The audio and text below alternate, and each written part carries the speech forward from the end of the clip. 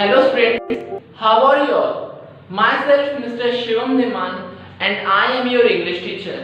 Today in this video I will explain you the lesson of English literature of class 7, the chapter 10, The Greedy Zamindar. The writer of this story is Manoj T. Thomas. The characters of this story are Rajnath, the village zamindar, Keshav, his manager, Sarju, a farmer. The story begins with when a Rajnath, who is the village zamindar, is owning the large area of land in the village, and he isn't proud of calling himself or of being called as a village zamindar. He is in so proud that he comes to the village in a month and he spends most of his time in the city.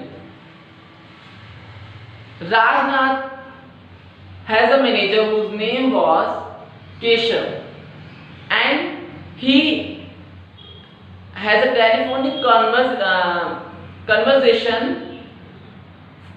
in which he asks for all the work that is happening in the village. So one day when Rajnath was visiting the village, on his way he saw a land which was fertile and yielding a best quality of crops. So he was astonished and amazed to see the crops there, and he stops the asked driver to stop and ask his manager that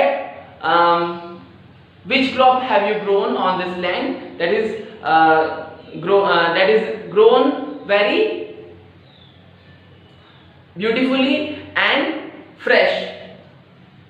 Listening to his words, his manager Keshav replied that this plot is not our plot.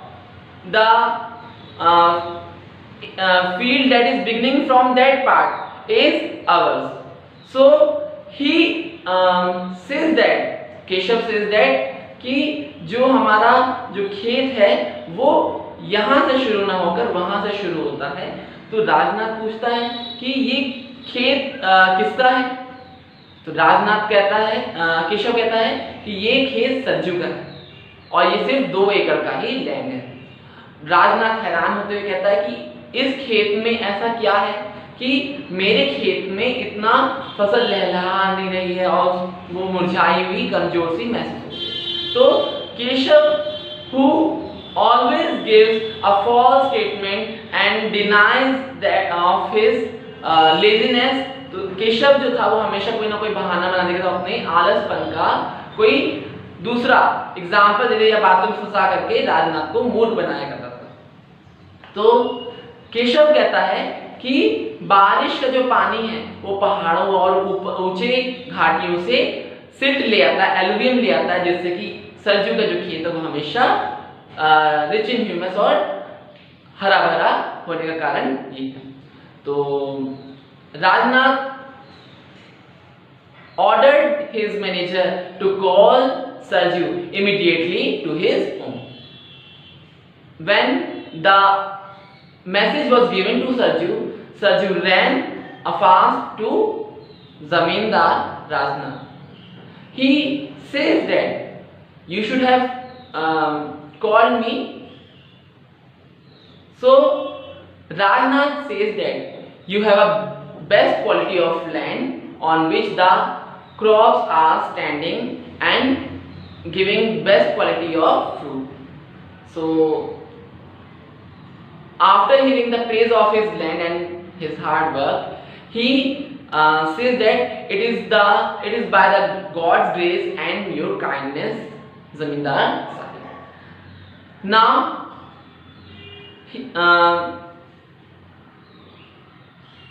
जमींदार was very ग्रेडी, वो बहुत ही लालची था. जमींदार says present an offer to Sarju to sell off his land.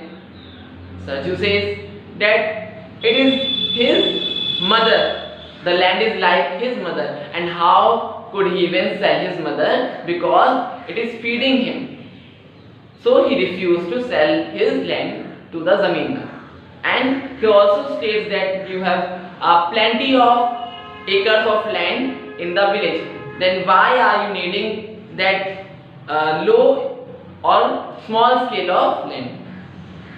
Now, zamindar presented an offer to him that he will give the thrice amount of land as well as 6 acres, and he will give him 6 acres of land anywhere else in the village.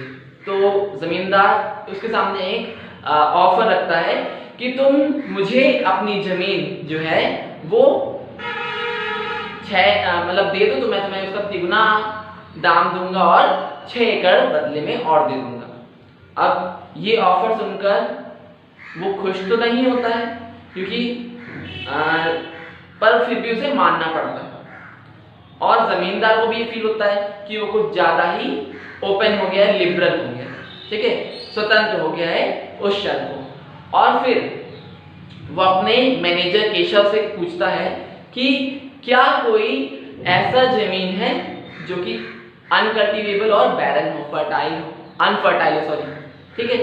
तो केशव कहता है कि yes there is a land which is uncultivable, whose soil is very thin and full of boulders. Boulders means पत्थरों से भरी हुई है।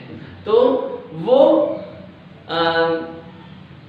केशव कहता है कि पहाड़ी पर 6 एकड़ मतलब जमीन है जो बहुत ज्यादा पत्थरों से और अनकल्टिवेबल है, जिस पर मिट्टी बहुत कम है और पानी की भी कोई व्यवस्था, इरिगेशन फैसिलिटी भी नहीं है। तो राजनाथ उसे 6 एकड़ जमीन वहां पर दिलवा देता और तिगुना नाम भी दे देता है। But after hearing this statement Sarju refuse to accept that, but Rajnath state that if you are a man you have to follow the given word.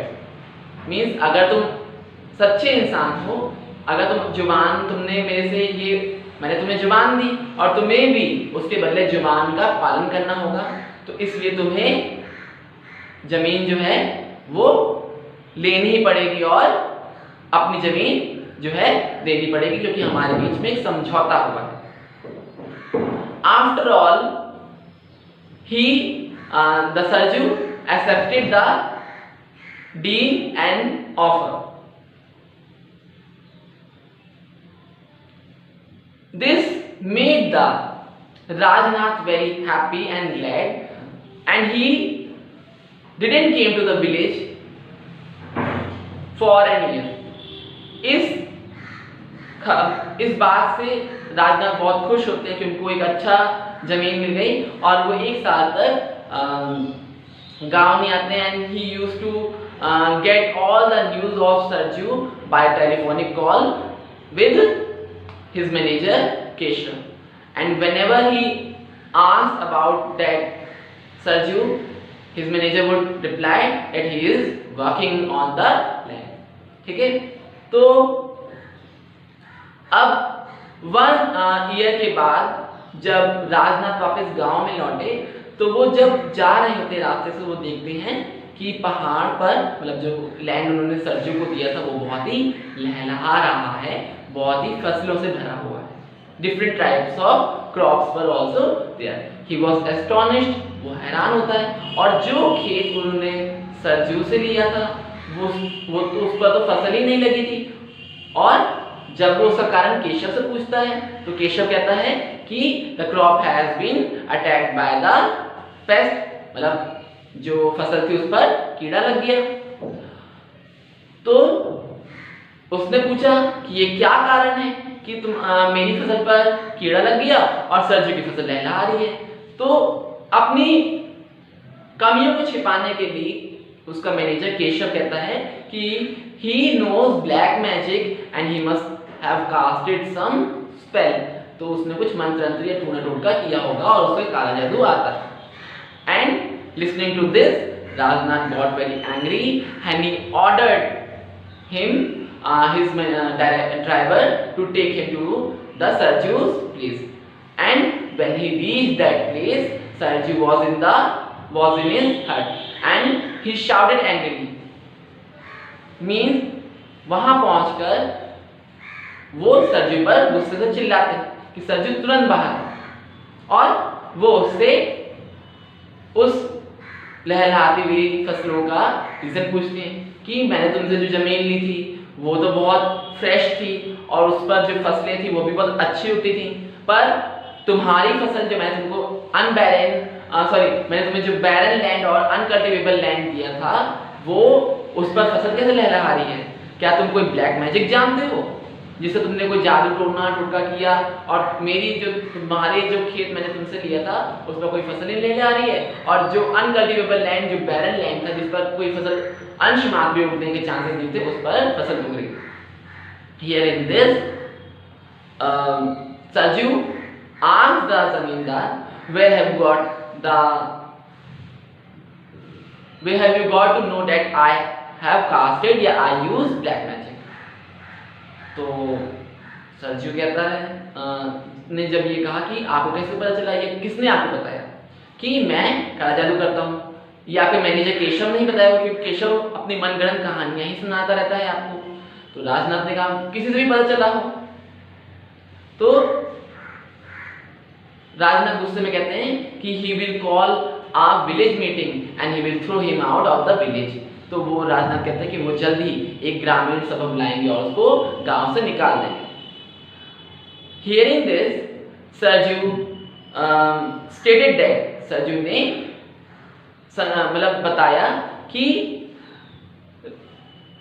जमींदार Sahib when he got that small piece of land that is 2 acres, तो it was also not that rich in fertility and not easily cultivable and was not yielding good crops at that time when he has purchased that land. So his hard work has made that land cultivable and fertile. And when Rajnath has given him that uncultivable land and barren land, he thanked the God for his grace that he has dug 2 wells which were ultimately filled up by the water, as well as he thanked his health, which helps him, which gave him strength to work upon to do the labor, which yielded the best quality of crops. And today Rajnath was able to see different crops of field, different types of crops growing in his field. So he says that it was not any work of the field। जो किसान है वो निर्जीव मिट्टी से भी सजीव जो जीवन है, बीज रूपी जीवन उत्पन्न करता है। निर्जीव मिट्टी से सजीव रूपी जीवन बीज यानी उत्पन्न करता है और पौधा निकालता है। तो कहने का अर्थ यही है कि सरजू कहता है कि जो जमीन उसे मिली थी वो बंजर थी, और बंजर होने के बाद वहां पर कोई इरिगेशन फैसिलिटी भी नहीं थी, पानी की कोई व्यवस्था नहीं थी। उसकी मेहनत और भगवान की दया ही थी कि जो कुएं उसने खोदे उसे पानी आ गया, और उसकी स्वास्थ्य इतना अच्छा था कि उसने मेहनत की और उस बैरन लैंड को भी कल्टीवेबल बना दिया और आज उस पर फसल लहलहा रही है।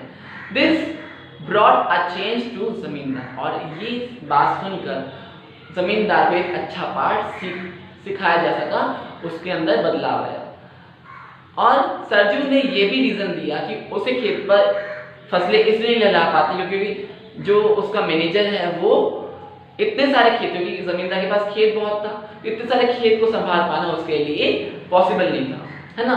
तो सरजू कि इस बात को सुनकर जमींदार में चेंज आया और उसने अपना बहुत सारा जमीन जो थी वो बेच देता और कुछ तो ग्रामीणों को मुफ्त में बांट दिया। केवल उतना ही कल्टीवेबल अपने पास रखा जो वो संभाल पाए और उसको हैंडल कर पाए। तो कहने का अर्थ यही है कि अगर हम अपने लालच त्याग दें और मेहनत करने पर जोर दें और चाटुकार जो हमारे